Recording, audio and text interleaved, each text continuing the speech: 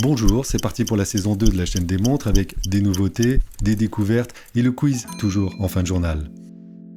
Côté nouveauté, une marque nous a surpris cet été, c'est Tudor avec 2 nouvelles montres.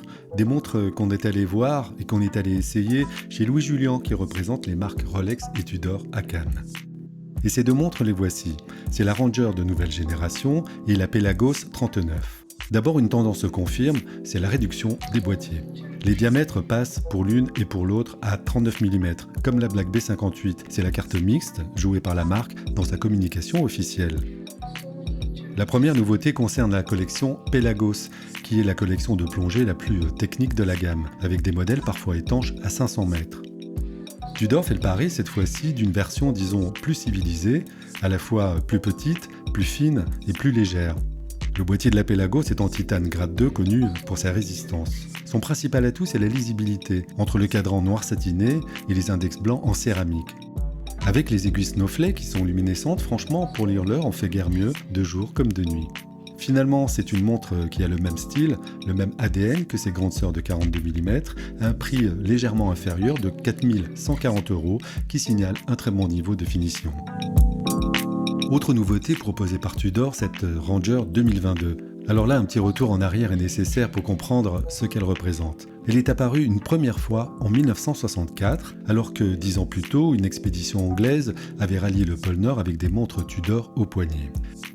Une première réédition est sortie en 2007, en 41 mm de diamètre, puis elle a été arrêtée en 2020.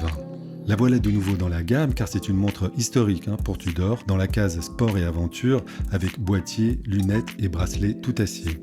L'esprit vintage est toujours présent, avec un verre saphir bombé et des index peints dont l'effet est déjà patiné. Le style est sobre, avec le nom Ranger en bas du cadran sans plus de précision, et la pointe de couleur rouge sur la trotteuse. Elle est équipée elle aussi d'un mouvement maison, certifié chronomètre, à un prix qui assomme littéralement la concurrence à 2 860 € avec le bracelet en acier. Allez, on passe maintenant à un tout autre univers. Quelle est donc cette montre qui apparaît à l'écran ? Si vous l'avez trouvée au premier coup d'œil, bravo, parce que ce n'est pas un modèle très courant. Il s'agit d'une Chronoris, c'est la contraction de chronographe et de la marque Oris. Elle est l'héritière d'un modèle lancé dans les années 70. Elle date de 2017, c'est une édition limitée à 1000 exemplaires pour célébrer les 40 ans de l'écurie Williams en Formule 1. Le mouvement est automatique mais il n'y a pas de trotteuse, ce qui est un peu déstabilisant. L'aiguille bleue est bien celle du chronomètre, à 2 compteurs. Le boîtier de 40 mm est d'un seul bloc, c'est-à-dire sans lunettes, c'est plutôt inhabituel.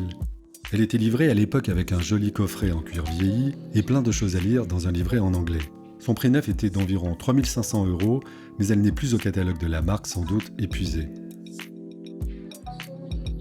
Voilà, je vous laisse encore admirer la bête qui affiche 15 bons millimètres d'épaisseur. Le temps pour moi de vous dire que dans les prochaines vidéos, on viendra régulièrement vous présenter des montres méconnues ou rares ou un peu disparues des radars. Ça y est, on arrive à la fin de cette vidéo et comme d'habitude, on se quitte avec un quiz. Et cette fois-ci, je vais faire appel à votre sens de l'observation, c'est notre jeu du cadran impossible. Dans ce cadran d'une montre bien connue, des erreurs ou des invraisemblances se sont glissées. Il y en a 4, pas une de plus. Regardez bien. Je vous laisse encore quelques secondes. Vous pouvez partager celles que vous trouvez dans les commentaires et nous dire de quel modèle il s'agit, vous l'avez certainement reconnu.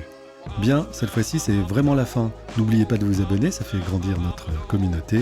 Et en attendant, je vous dis à la bonne heure.